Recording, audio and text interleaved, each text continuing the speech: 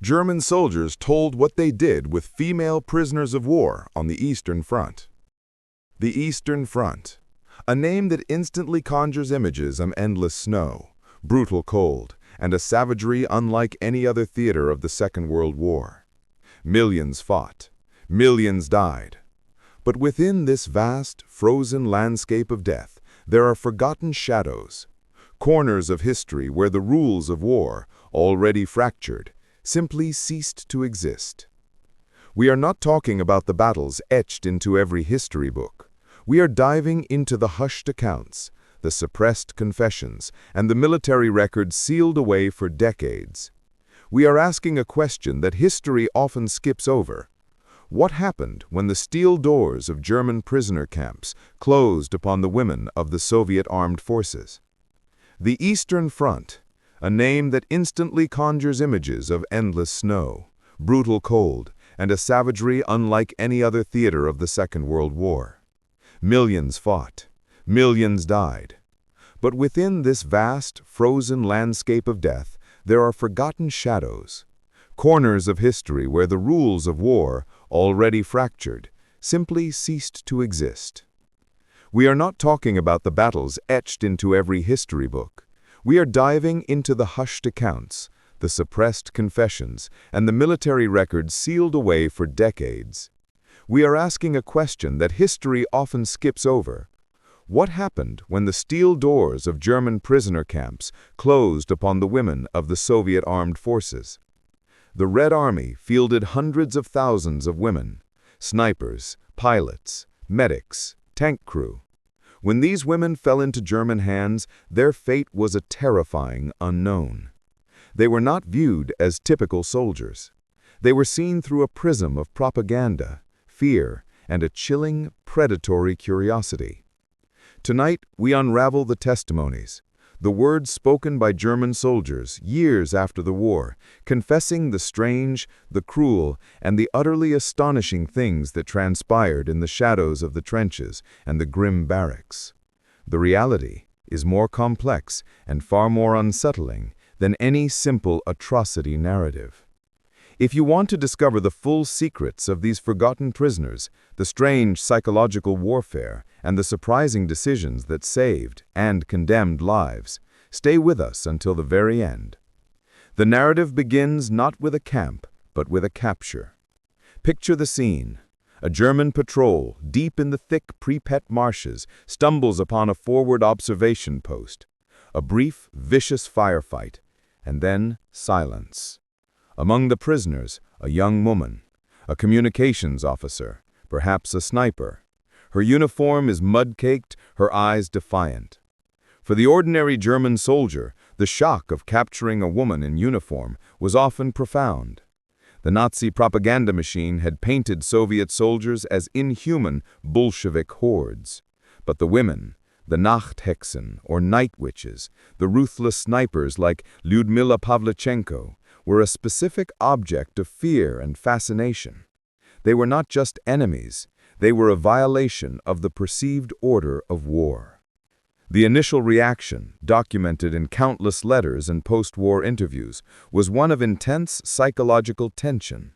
Not knowing how to classify them, some German units defaulted to brutal military execution, treating them simply as partisans or political commissars which carried an immediate death sentence. But others made different, stranger decisions. One chilling report from a unit in Army Group North details the capture of 3 female medics near the Volkhov River in 1942. The unit commander, a hardened Hauptmann, faced a dilemma.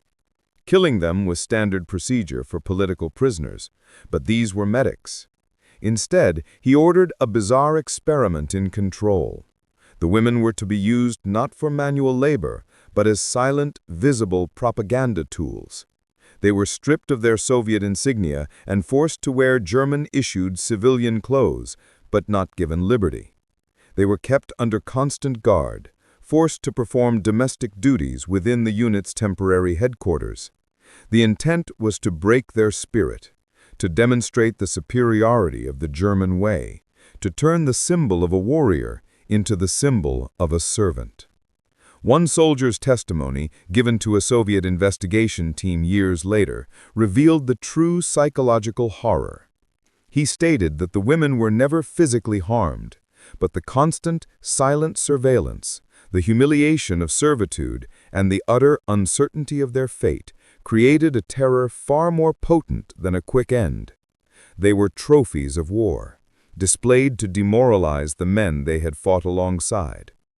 This was not a uniform policy. In the south, near Stalingrad, the accounts speak of overwhelming brutality, of female prisoners immediately separated and sent to Einsatzgruppen units. But it is these strange, almost theatrical acts of psychological control that reveal a different facet of the German mindset, a desire not just to kill, but to utterly dominate the very idea of the female warrior. The true secrets lie in the unexpected places the prisoners were sometimes sent. Beyond the standard POW camps, which often refused to take female Soviet prisoners due to the logistical and security challenges, a peculiar system of designation emerged. The first secret, the existence of unofficial holding cells maintained by various intelligence and counterintelligence agencies, like the Abwehr and the SD. A Soviet sniper, captured near Königsberg in late 1944, tells a story of being interrogated for weeks, not for military secrets, but for her biography. The German officers were obsessed with understanding the motivation of the female fighter. They believed it was a fundamental weakness of the Soviet system, a sign of desperation. The sniper was treated not as a soldier, but as a psychological case study. The German soldiers tasked with guarding these special prisoners often found themselves in a highly ambiguous situation.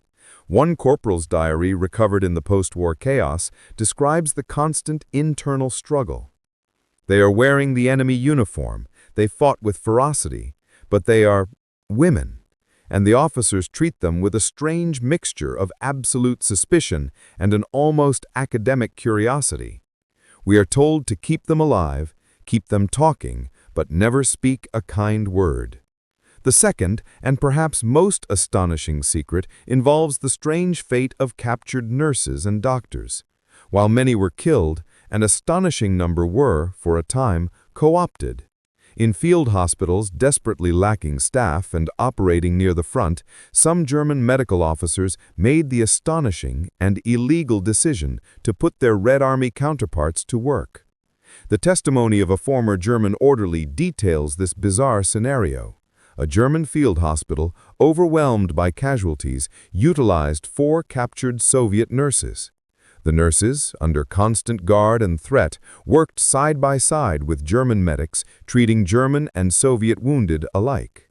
The decision was born purely out of medical necessity, a temporary truce in the face of mass death. The arrangement was inherently unstable, a ticking bomb of loyalty and suspicion. The orderly noted that the nurses remained utterly silent, communicating only through medical necessity. He recounted one instance where a nurse saved a German officer's life with an emergency blood transfusion, only to be transferred out the next day, her fate unknown.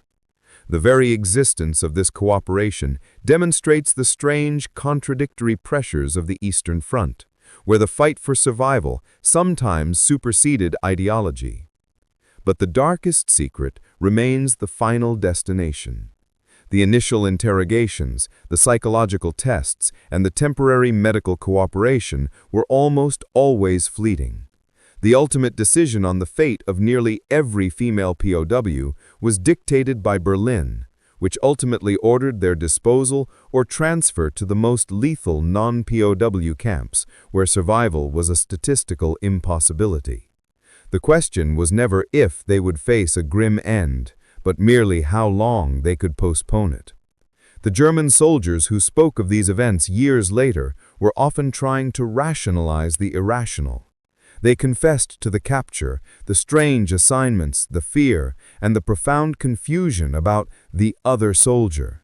Their accounts, pieced together, paint a picture of deliberate psychological warfare, of exploitation for propaganda and medical gain, and ultimately of erasure. The German perspective on the female POW was never unified, but it was uniformly damning.